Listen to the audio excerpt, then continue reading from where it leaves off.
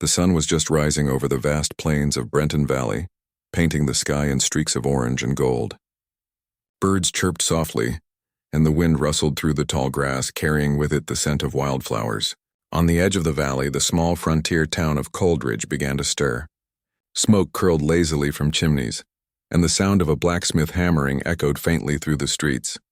It seemed like any other morning, but for some, the day would mark the start of an extraordinary tale. 13 years ago, Coldridge had been a different place for Alara Shaw. Back then, she had been just a girl of 17, full of dreams, hope, and a stubborn streak that often got her into trouble. She had loved the frontier life, the long walks through the forests, the quiet nights under the stars, the thrill of hunting and exploring new places. But her life had taken an unexpected turn when she became pregnant. The town, steeped in tradition and wary of scandal, had turned its back on her. The elders who ruled with strict rules and older beliefs had no room for mistakes, especially from someone so young. Alara had been given a harsh choice: leave Coldridge and raise her child elsewhere, or face the shame and isolation within the town she once called home. With a heavy heart, she packed her few belongings, wrapped her baby in a soft blanket, and walked out of the only home she had ever known. No one saw her leave. Only the wind whispered her departure across the empty streets. The years that followed were not easy. Alara had to survive in a world that often judged her before knowing her. She wandered from town to town, taking odd jobs, learning new skills, and discovering a strength she never knew she possessed.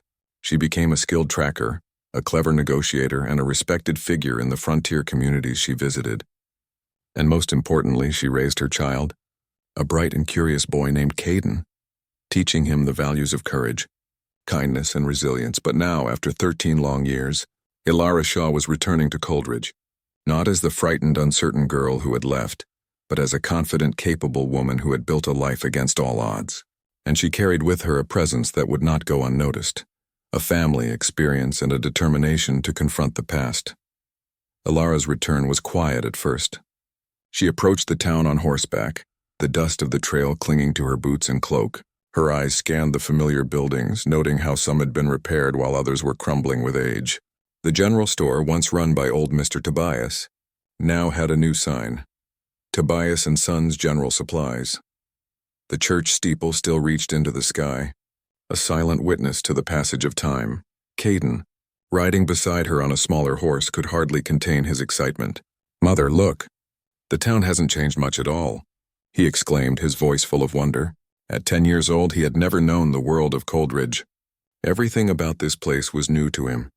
Yet Alara could see the flicker of curiosity in his eyes, a spark she herself had once had. As they entered the main street, a few townspeople paused in their morning routines. The sight of a woman riding confidently with a boy at her side drew attention. Whispers began to circulate like wildfire. "Is that Alara Shaw?" someone muttered. "She's back?" Among those watching was the mayor of Coldridge, a stout man named Harlan Pritchard. He squinted from the steps of the town hall, his brow furrowed. "Impossible," he murmured. She was gone for good. Alara dismounted smoothly, her hand resting on Caden's shoulder. She smiled gently, aware of the eyes on her, but undeterred. There was a quiet strength in her presence, a confidence earned through years of hardship and triumph. As she walked down the street, memories of her teenage days flashed through her mind: the laughter of friends, the harsh words of the town elders, the nights spent under the stars dreaming of a life beyond Coldridge. The first person she encountered was Lila Greer, once her closest friend. Lila's eyes widened in shock, and she stumbled backward slightly. "Alara, is that really you?" she asked, her voice trembling. Alara nodded. "It's me, Lila. It's been a long time."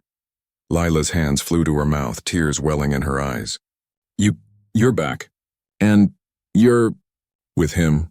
She nodded toward Caden, who was peeking around his mother's legs, shy but curious. "Yes," Alara said softly, her gaze warm but firm. "This is Caden, my son." The revelation caused a stir. Coldridge had remembered the young girl who had left under a cloud of scandal. But now they were confronted with a strong, self-assured woman and her son, living proof that life had moved on, and perhaps they had been wrong.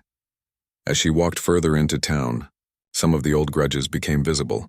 Townspeople who had once scorned her now whispered, their expressions a mix of curiosity, guilt, and awe. But there were also those who remembered her kindness, her laughter, and the way she had once stood up for others. They watched silently, unsure how to greet the girl they had once cast out. Ilara made her way to the old cabin where she had grown up. It was in ruins now, the wooden walls splintered and the roof sagging. Yet she paused, running her hand over the rough timber. Memories of her father's smile, her mother's gentle scolding, and her own childhood adventures filled her mind. "It's changed," she whispered to Caden, "but memories, they stay." Her next stop was the town hall where she sought out Mayor Pritchard. The man's face turned pale as he saw her approach. "Ilara," he began, his voice hesitant. "I'm back, Mayor," she said simply, "and I've come to see the town I once called home." The mayor swallowed hard, unsure how to respond. He had been one of the leaders who had forced her out all those years ago. Now looking at her, he saw not a girl but a woman who had survived, thrived, and returned stronger than anyone could have imagined. Before he could speak, a commotion erupted near the market. Caden had wandered off, fascinated by the colorful fabrics and fresh produce. Ilara hurried toward him, her heart quickening. She found him standing beside a stall, talking animatedly with a young boy who seemed to be the same age. They laughed, shared stories, and for a moment, the tension of the past melted away. Ilara watched them, a soft smile on her face. Here was her son, meeting the children of the town that had once rejected her. And somehow she felt a sense of hope. Perhaps Coldridge could change, just as she had changed. As the sun climbed higher, Ilara walked through the town square, greeting some and avoiding others. She noticed old friends, familiar streets, and even the small schoolhouse where she had once learned her letters. Everywhere she looked, she saw fragments of the past, but now framed by her presence, her strength, and the life she had built. The whispers grew louder as more townspeople realized that Ilara Shaw had returned, not just as a visitor, but as someone who had a story to tell, a life to share, and perhaps a lesson for them all. By the time the sun reached its peak, it was clear Coldridge would never be the same again. The girl they had cast out was gone. In her place stood a frontier woman who had faced adversity, raised a child with courage, and returned to remind everyone that life has a way of proving who we truly are. Ilara's journey back was just beginning. There were conversations to be had, apologies to be made, and old wounds to confront. But one thing was certain, she was ready. And Caden, by her side, was about to discover a world that was once closed to his mother, and now, perhaps, open to him as well. As the town buzzed with the news of her return, Ilara looked toward the horizon. The wind whispered through the grass once more, carrying the promise of new beginnings. 13 years had passed and the frontier girl was back. And this time she had a story that no one could ignore. The next morning, Coldridge woke to an unusual energy. The news of Ilara Shaw's return had spread through the town like wildfire. By sunrise, every corner of the main street buzzed with whispers. People peered out of windows, gathered on porches, and paused mid-task to catch a glimpse of the woman who had once been cast out. But Ilara, calm and steady, moved with purpose. She was no longer a frightened girl. She was a frontier woman who had survived hardships, built a life, and returned with her head held high. Caden rode beside her again, his small horse moving cautiously through the uneven street. His eyes sparkled with curiosity and excitement, and Ilara couldn't help but smile. He had never known a world like Coldridge, where judgments were harsh and gossip traveled faster than the wind. But she knew that he would learn, and perhaps even help the town see that people could change. Ilara's first stop was the town market. The square was filled with familiar faces, some friendly, some wary. Merchants and shoppers stared as she walked past, but she greeted them politely, her voice warm yet confident. "Good morning," she said. "I hope everyone is doing well today." For some, it was the first time they had heard her voice in over a decade. There was a mix of shock and awe. Some older townspeople remembered her as the girl they had judged, but now they saw a woman who had proven her strength. As she moved through the market, she spotted Jonas Briggs, a burly man who had once been one of the town's bullies. His jaw tightened as he saw her, but before he could say anything, she smiled politely and said, "Hello, Jonas. It's been a long time." He hesitated, then muttered something inaudible and turned away. Ilara didn't push. She knew that some hearts took longer to soften. Her attention then turned to the old schoolhouse. Memories of her younger days flooded back. The chalk dust in the air, the laughter of children, the endless lessons under strict teachers. She stepped inside, and the room smelled of wood and ink. The walls were lined with small desks, each worn from years of use. "Excuse me," said a young teacher, stepping forward nervously. "Can I help you?" "I'm Alara Shaw," she replied. "I was once a student here. Many years ago. I'd like to see the school and perhaps meet some of the children." The teacher blinked in surprise. "Of course, Mrs. Shaw," she said politely, though the title sounded foreign on her tongue. "I think the children would love to meet someone from the town's history." Caden's eyes lit up. "Can we meet them, Mother?" he asked eagerly. Alara nodded. "Yes, Caden. Let's share a little story with them." By mid-morning, the schoolyard was filled with children, their eyes wide as Alara began to tell stories of her youth. She spoke of the forests surrounding Coldridge, the animals she had tracked, and the lessons she had learned. Caden joined in, showing the children some of the skills his mother had taught him: how to read tracks, identify plants, and build small shelters in the woods. The children were captivated. Their laughter and curiosity filled the yard, and for a moment the tension of the past seemed to melt away. Alara saw hope in their eyes, the same hope she had carried when she had been their age. Meanwhile, word of her return had reached the town hall. Mayor Pritchard, though hesitant, decided it was time to face her. He found her in the market, speaking quietly with an older merchant who had known her family. "Mrs. Shaw," he said, his voice cautious. I wanted to speak with you." Alara turned, her expression calm but steady. "Of course, Mayor, what would you like to discuss?" He shifted nervously. "It's about the past. I know the town. Some of us. We treated you unfairly." Ilara's gaze softened. "Mayor, I've learned that holding on to anger only weighs you down. I don't dwell on the past. I'm here now and I want to see Coldridge thrive. But I do hope the town will learn from its mistakes and show kindness to everyone, especially the young ones who may face challenges of their own." The mayor nodded, his relief obvious. Yes, of course.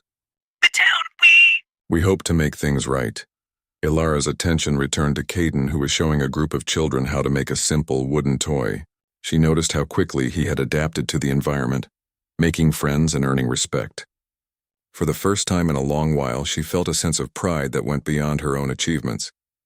As the day continued, more townspeople came forward. Some were curious, some were apologetic, and others still skeptical. But each interaction brought a small change, a recognition that Alara Shaw was not the girl they had judged, but a woman of resilience and courage. By evening, she found herself standing at the edge of the old riverbank, where she had once spent countless hours fishing and dreaming. Caden skipped stones across the water, laughing as each one bounced and sank. Alara watched him, the golden sunset reflecting off the rippling surface, and she felt a quiet sense of peace. "Mother," Caden said suddenly, turning to her, "do you think the people will really change?" Alara knelt beside him, placing a gentle hand on his shoulder. "Change takes time, Caden. But every act of kindness, every moment of understanding moves people forward. The town may not be perfect, but it can learn, and we can help guide it." Caden nodded, his small face thoughtful. "I want to help them too," he said. "You will," Alara replied with a smile.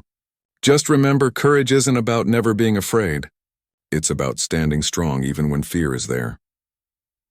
That night, as the town slept, Alara and Caden sat by the fire in a small inn on the outskirts of Coldridge. She reflected on the day's events, the whispers, the stares, the hesitant smiles, and the small gestures of acceptance. She realized that returning had not only been about confronting the past, but also about shaping a future. Her thoughts wandered to the neighbors who had once cast her out. Would they ever truly accept her? Some would, she knew. Others might never forgive themselves. But the important thing was that she had returned not for revenge, but to show strength, compassion, and resilience.